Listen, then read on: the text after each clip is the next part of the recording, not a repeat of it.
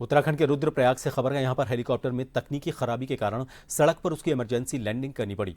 इससे हेलीकॉप्टर के पीछे का हिस्सा टूट गया। इसमें पायलट समेत कल 6 यात्री कुल सवार थे।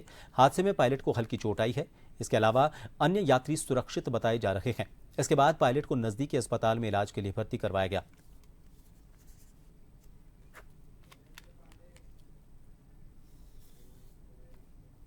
खबर को लेकर अपडेट लेंगे। हमारे साथ हमारे वरिष्ठ सहयोगी देहरादून से शैलेंद्र पांडे इस वक्त फोन लाइन पर बने हुए हैं। शैलेंद्र, तकनीकी खामी बताई जा रही है, तो अब तक क्या कुछ पता चल पाया किस तरह की तकनीकी खामी थी? और ये भी जानना चाहेंगे, बाकी तो यात्री सुरक्षित बताए जा रहे हैं, लेकिन हल्की चोट आई है पायलट को, उसको लेकर क्या अपडेट है? बिल्कुल बर्बाद, आपको बता दें कि आज एक देहरादून में से वो फ्लाइट गई थी हेलीकॉप्टर, और केदारनाथ धाम यात्रा के लिए जो इमरजेंसी लैंडिंग करी थी, उसमें कुछ तकनीकी खराबी के कारण उसको लैंडिंग करना पड़ा है। लेकिन सबसे बड़ी बात है कि जो यात्री थे वो सुरक्षित थे, 6 लोग उसमें थे। पायलट को थोड़ी चोट आई जिसे हॉस्पिटल में भर्ती कराया गया है। जांच की बात यह है कि यहाँ पर 8 मई को भी एक हेलीकॉप्टर हादसा हुआ था जिसमें 6 लोगों की मौत हो गई थी।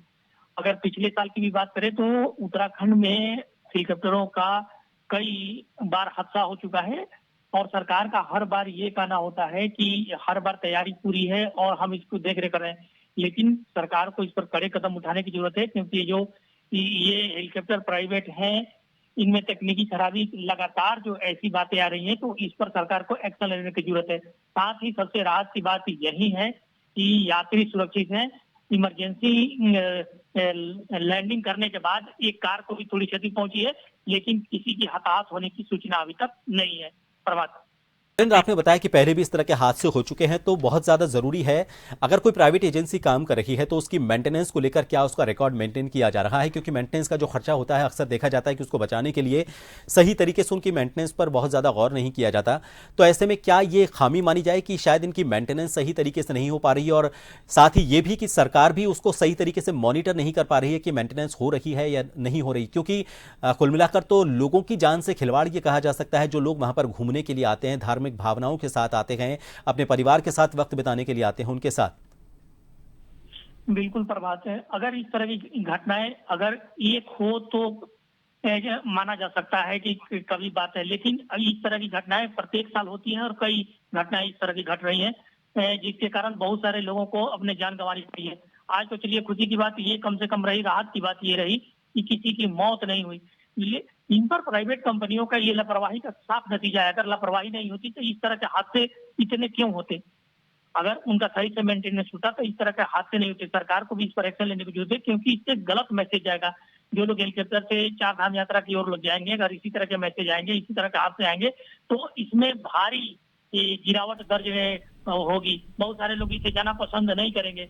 और ये नहीं है, बहुत सारे अच्छे पैसे ये हेलीकॉप्टर वाले, जो प्राइवेट हेलीकॉप्टर वाले, वो लेते हैं, काफी मुनाफा कमाते हैं। तो अगर आप मुनाफा कमाते हैं, 4 धाम यात्रा को सही टूट जाता है, तो आपको तकनीकी रूप से भी अपने जो हेलीकॉप्टर है उसको सही रखना चाहिए, क्योंकि इससे उत्तराखंड की छवि खराब होती है। वो कंपनियों का क्या होगा? कंपनियों का थोड़ा सा बिजनेस का लॉस होगा। लेकिन सरकार अगर उत्तराखंड की बात करे तो 4 धाम यात्रा की लाइफ लाइन है। अगर 4 धाम यात्रा पर किसी तरह की अगर रुकावट पैदा होती है इनके कारण, तो इससे सरकार को लॉस होगा, कंपनियों को कम लॉस होगा। इसलिए सरकार को भी इस पर एक्शन लेना चाहिए, ताकि सही समय पर मेंटेनेंस हो और लोग सुरक्षित यात्रा कर सकें। बहुत शुक्रिया शैलेंद्र तमाम जानकारी के लिए। तो फिलहाल तसल्ली की बात यह है कि किसी तरह की कोई गंभीर चोट किसी को नहीं आई है। जितने लोग इसमें सवार थे सभी सुरक्षित बताए जा रहे हैं। हादसे में हल्की सी चोट पायलट को आई है, लेकिन किसी भी तरह से इसे एक क्रैश लैंडिंग के जरिए लोगों को सुरक्षित यहां पर बचा लिया गया। लेकिन एक सवाल भी खड़ा हो रहा है कि पिछले कुछ दिनों में जो लगातार इस तरह के हादसे सामने आए हैं, कहीं इसमें मेंटेनेंस को लेकर या तकनीकी खामी को लेकर जो एविएशन एजेंसीज हैं, क्या उनकी गंभीरता तो कहीं सवालों के घेरे में नहीं है?